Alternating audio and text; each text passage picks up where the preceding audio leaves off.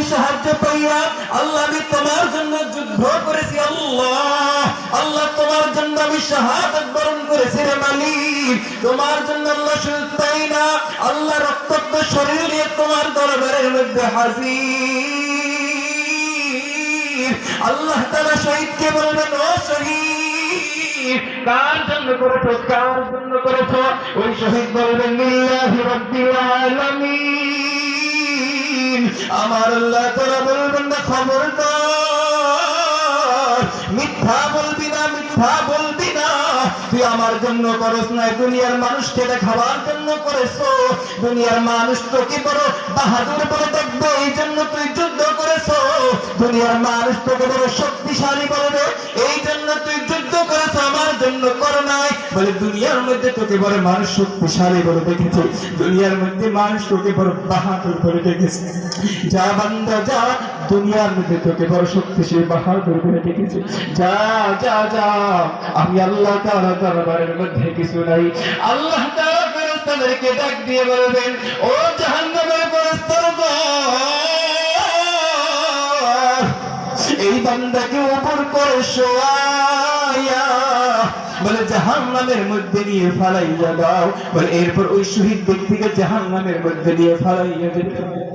এরপর আমার মতো একজন আলেমকে ডাক দেবে, আমার মতো একজন কারিকে ডাক দিয়ে বলবেন, ও আলেম,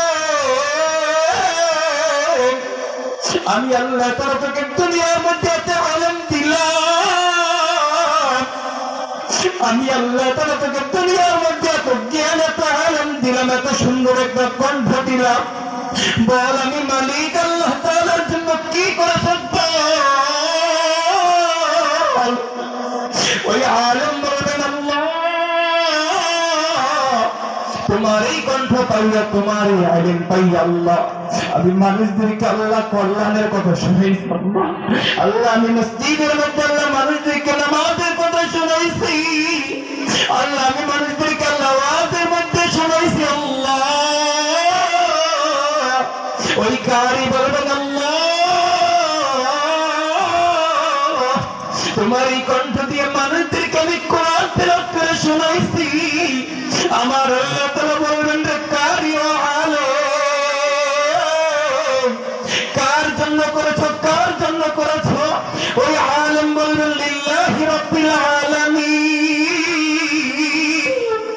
আমার আল্লাহ তাআলা বলবেন, রে আলেম ও কারি, মিথ্যা বলবে না, মিথ্যা বলবে না। দুনিয়ার মধ্যে তুই আমার জন্য করস নাই, দুনিয়ার মধ্যে মানুষকে দেখাবার জন্য আল্লাহ আত্মীয়তার বন্ধন রক্ষা করেছি। আল্লাহ সহায় মানুষদেরকে খাওয়াইছি। আল্লাহ এমন কোন খাত নাই যে খাদের মধ্যে ব্যয় করি নাই। আল্লাহ মসজিদের মধ্যে ব্যয় করেছি, আল্লাহ মাহফিলের মধ্যে ব্যয় করেছি। আমার আল্লাহ তাআলা ডেকে ডেকে বলবেন, ও দানশীল কার জন্য করেছো, কার জন্য করেছো? ওই দানশীল বলবেন, লিল্লাহি রাব্বিল আলামিন। আল্লাহ তোমার জন্য করেছি, তোমার জন্য করেছি। আমার আল্লাহ তাআলা বলবেন, দানশীল খবরদার, খবরদার, খবরদার, তুই আমার জন্য করস না, দুনিয়ার মানুষকে দেখাবার জন্য করেছো। দুনিয়ার মানুষ তোকে বড় দানশীল বলে ডাকবে, এই জন্য তুই করেছো। দুনিয়ার মানুষ তোকে বড় সম্মান করবে, এই জন্য তুই করেছো। যা যা যা, দুনিয়ার মানুষ তোকে বড় সম্মান করেছিল, দুনিয়ার মানুষ তোকে বড় ইজ্জত করেছিল, দুনিয়ার মানুষ তোকে বড় দানশীল বলে ডেকেছে। এ গোলাম যা,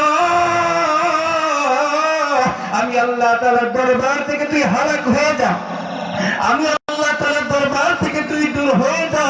দুনিয়ার মধ্যে মানুষ তোকে বড় দানশীল বলে ডেকেছে, দুনিয়ার মানুষ তোকে বড় সম্মান করেছে, তোকে ইজ্জত করেছে। যা যা যা, আমি আল্লাহ তাআলার দরবার থেকে তুই হালাক হয়ে যা। এরপর আল্লাহ তাআলা দানশীলকে ফেরেশতাদেরকে আযাবের ফেরেশতাকে ডেকে ডেকে বলবেন, ও আযাবের ফেরেশতারা, এই দানশীল বান্দাকে উপর করে শোয়ায়া বলে টেনে হেঁচড়ে জাহান্নামের আগুনের মধ্যে নিয়ে পালাও। আল্লাহ তাআলা আদেশ পাওয়া মাত্রই দানশীলকে টেনে হেসে জাহান্নামের মধ্যে নিয়ে পড়ে। এরপর আল্লাহ তাআলা ঠিক তেমনি হাজীকে ডাক দিবেন, বলবেন হাজী হজ করেছো? হাজী বলবেন আল্লাহ হজ করেছি। কার জন্য করেছো? আমার জন্য আল্লাহ, তোমার জন্য করেছি। আল্লাহ তাআলা বলবেন খবরদার মিথ্যা বলবে না, মিথ্যা বলবে না। এই ঠিক তেমনি আল্লাহ তাআলা হাজী সাহেবকে জাহান্নামের মধ্যে ফলাইবেন।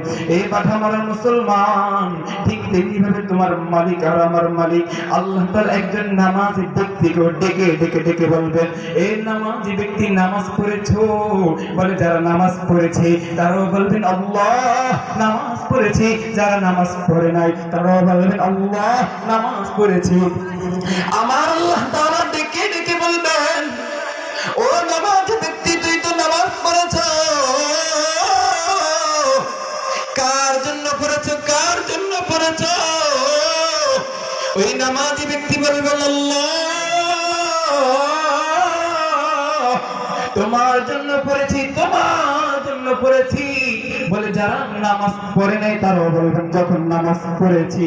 আমার আল্লাহ তাআলা কিয়ামতের ময়দানের মধ্যে বলবেন, বান্দা তুই যেহেতু আমার জন্য নামাজ পড়েছিস